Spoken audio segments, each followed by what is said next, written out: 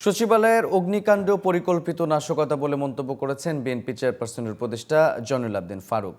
জাতীয় প্রেস ক্লাবের সামনে এক অবস্থান কর্মসূচিতে তিনি এই মন্তব্য করেন। ঢাকা রিপোর্টার্স ইউনিটিতে আরেক অনুষ্ঠানে অহেতুক সমালোচনা বন্ধ করে দ্রুত নির্বাচন দিতে অন্তর্বর্তী সরকারের প্রতি আহ্বান জানিয়েছেন দলটির স্থায়ী কমিটির সদস্য নজরুল ইসলাম খান। বিস্তারিত জানাচ্ছেন মনিরুজ্জামান। রক্তাক্ত মতিহার ও রিজভী আহমেদ শিরোনামে বৃহস্পতিবার দুপুরে রাজধানীর ঢাকা রিপোর্টার্স ইউনিটিতে আলোচনা সভা করে Rajshahi university nationalist ex student association. এতে বিএনপির স্থায়ী কমিটির সদস্য নজরুল ইসলাম খান বলেন, গণতন্ত্র পুনঃপ্রতিষ্ঠার ক্ষেত্র তৈরি না করে উপদেষ্টাদের কেউ কেউ রাজনৈতিক দলের সমালোচনায় ব্যস্ত। অহেতুক সমালোচনা বন্ধ করে অন্তর্বর্তী সরকারের কাছে নির্বাচন আয়োজনের দাবি জানান বিএনপি নেতা। আমরা রাজনীতি করে তারা তো রাজনীতি করে না, তারা আমার বক্তব্য হবে।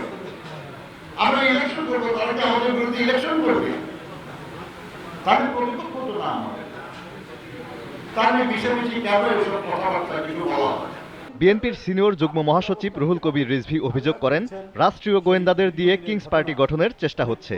দেশের মানুষ নিয়ন্ত্রিত নির্বাচন মানবে না বলেও হুঁশিয়ারি দেন তিনি।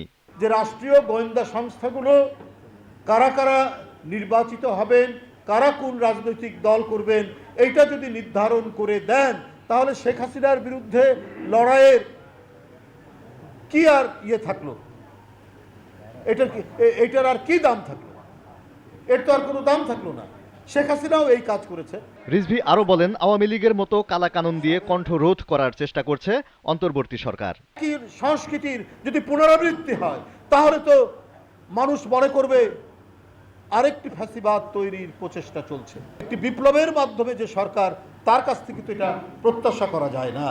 এর আগে সকালে জাতীয় প্রেস ক্লাবের সামনে এক অবস্থান কর্মসূচিতে বিএনপি চেয়ারপারসনের উপদেষ্টা জয়নুল আবদিন ফারুক অভিযোগ করেন, পরিকল্পিতভাবেই সচিবালয়ে আগুন দেয়া হয়েছে। শেখ হাসিনার বহু প্রেতাত্মা মাত্র 3টাতে আগুন দিয়েছে, যেটা শুনলাম। যদি এখনো সময় ক্ষেপণ করেন, এরা আবার জোরে সোরে শুরু করবে। অবস্থান কর্মসূচি থেকে শেখ হাসিনা ও তার দোসরদের সীমাহীন দুর্নীতির শ্বেতপত্র প্রকাশের দাবি জানানো হয়। Moniruzzaman, GTV news, Dhaka.